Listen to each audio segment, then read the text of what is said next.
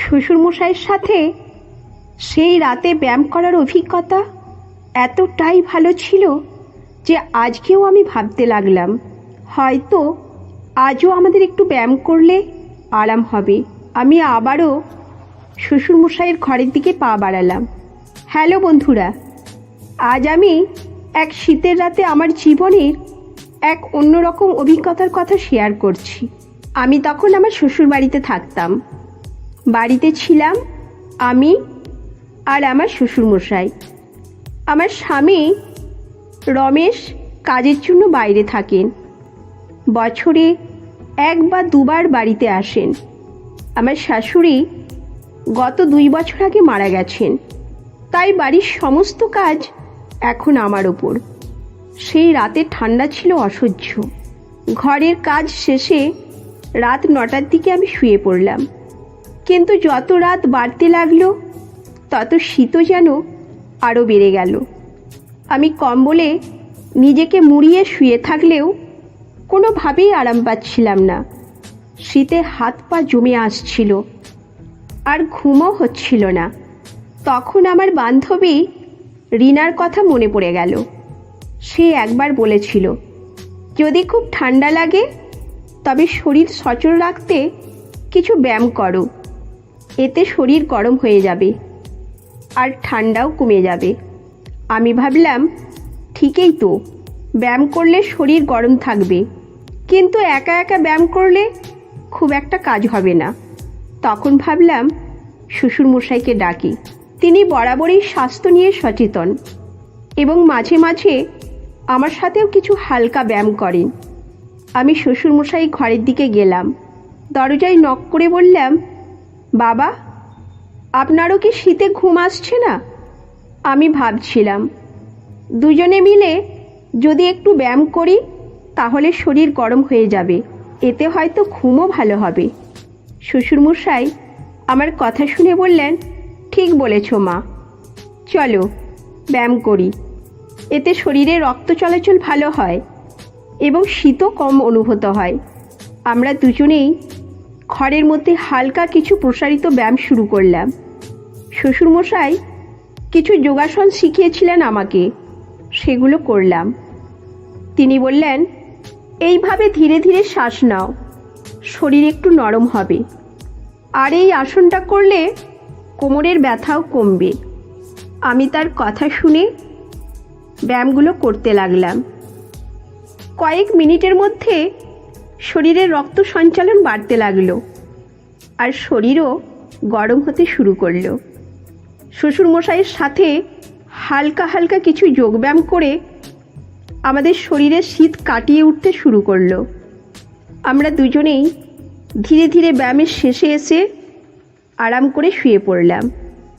এবার আর ঠান্ডা লাগছিল না, বরং শরীর গরম এবং সতেজ অনুভূত হচ্ছিল।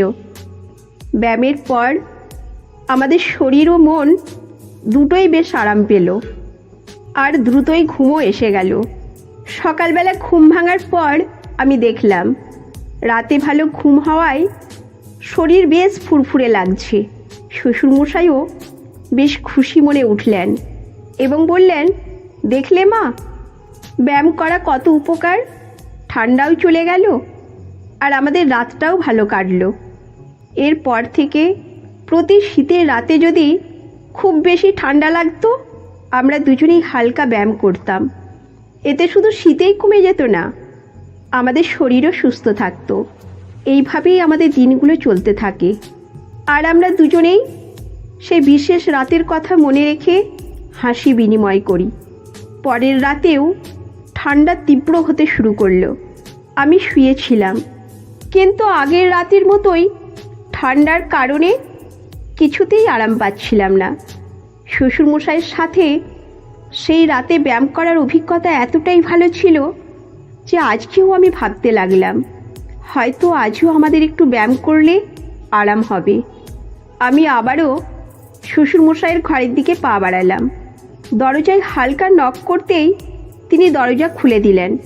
আমি বললাম, বাবা, আজকেও শীতে কিছুতেই আরাম পাচ্ছি না, আপনি যদি আবার একটু ব্যায়াম করতেন তাহলে ভালো লাগবে। শ্বশুরমশাই একটু মুচকি হেসে বললেন, তুমি তো দেখি এখন আমার যোগব্যায়ামের অভ্যাসেই পড়ে গেছো। আচ্ছা মা, এসো, আজকেও আমরা কিছু সহজ ব্যায়াম করি। আমরা আবারও ব্যায়াম শুরু করলাম। তবে আজকের রাতে আমাদের শরীরের সাথে সাথে মনে যেন একটু বেশি উষ্ণতা ছিল। ব্যায়ামের সময় আমাদের হাত একসাথে লাগলে আমাদের শীত কমানোর প্রতিক্রিয়া আরও কার্যকরী হতে লাগলো। শ্বশুরমশাইয়ের চোখে একটা মমতাময়ী দৃষ্টিও আমি লক্ষ্য করলাম, যেন তিনি শুধু একজন অভিভাবক নন, একজন সঙ্গীও বটে, যে আমার ভালোবাসা এবং যত্ন চায়। ব্যায়ামের শেষে শ্বশুরমশাই বললেন, আজকে একটু বেশি ভালো লাগছে না মা? আমি লাজুকভাবে হেসে বললাম, হ্যাঁ বাবা, আপনার সাথে ব্যায়াম করে আমার শীতও কমে যায় আর মনও ভালো থাকে। আমাদের কথোপকথনের মধ্যে এক ধরনের নীরব বোঝাপড়া তৈরি হচ্ছিল। আমরা দুজনেই বুঝতে পারছিলাম যে এই সম্পর্কটা এখন শুধুমাত্র দায়িত্বের নয়, বরং পারস্পরিক সহযোগিতা ও সম্মানের ভিত্তিতে গড়ে উঠেছে। তৃতীয় রাতেও যখন ঠান্ডা বাড়ল, তখন আমি শ্বশুরমশাইয়ের ঘরে গিয়ে বললাম, আজকে আমরা নতুন কিছু ব্যায়াম ট্রাই করব। তিনি হাসি দিয়ে বললেন, নিশ্চয়ই, আজকে একটু ভিন্ন কিছু করব। তবে তোমার জন্য বিশেষ এক আসন আছে। আমরা সেই রাতে একসাথে আরও গভীরভাবে যোগব্যায়াম করতে শুরু করলাম। ব্যায়ামের সময় আমাদের একে অপরকে সাহায্য করে শীত কাটিয়ে ওঠা এবং সহযোগিতার অনুভূতি আরও বাড়ল। সেই মুহূর্তে শ্বশুরমশাই হাসি দিয়ে বললেন, দেখো মা, আমরা একসাথে এই সমস্যার মোকাবিলা করে আরও শক্তিশালী হয়ে উঠছি। 3 রাতের এই অভিজ্ঞতার পর আমরা দুজনেই অনুভব করলাম যে আমাদের সম্পর্কের মধ্যে এক নতুন শক্তি এবং গভীরতা এসেছে। শীতের তীব্রতা আমাদের দুর্বল করতে পারেনি, বরং আমাদের একে অপরের সাথে সহযোগিতা এবং একত্রে সময় কাটানোর মাধ্যমে আরও দৃঢ় এবং সংহত করছে। যত দিন যেতে লাগলো, আমাদের প্রতিটি শীতের রাতে ব্যায়াম করা যেন এক ধরনের নিয়ম হয়ে দাঁড়ালো। শুধু শরীরের জন্যই নয়, এই অভ্যাস আমাদের মানসিক সুস্থতার জন্যও অত্যন্ত গুরুত্বপূর্ণ হয়ে উঠল।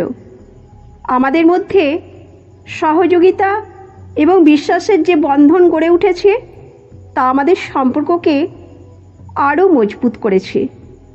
সেই বিশেষ রাতগুলোর স্মৃতি এখনও আমার মনে সতেজভাবে জেগে থাকে। সারা বছর ধরে শীতের সময় আসলেই আমরা একে অপরকে মনে করি এবং সেই সময়গুলির কথা মনে করে হাসি বিনিময় করি।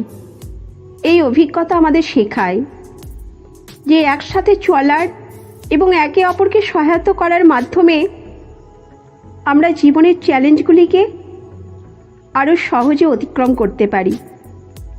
গল্পটি আমাদের জীবনযাপনের প্রতিটি ছোট ছোট মুহূর্তের মূল্যকে তুলে ধরে এবং সম্পর্কের গভীরতা এবং পারস্পরিক বোঝাপড়ার গুরুত্বকে চিহ্নিত করে। আমাদের জীবনের প্রতিটা দিন যতই সহজ বা কঠিন হোক, একে অপরকে সহযোগিতা করার মাধ্যমে আমরা আরও শক্তিশালী এবং সম্পূর্ণ হয়ে উঠতে পারি।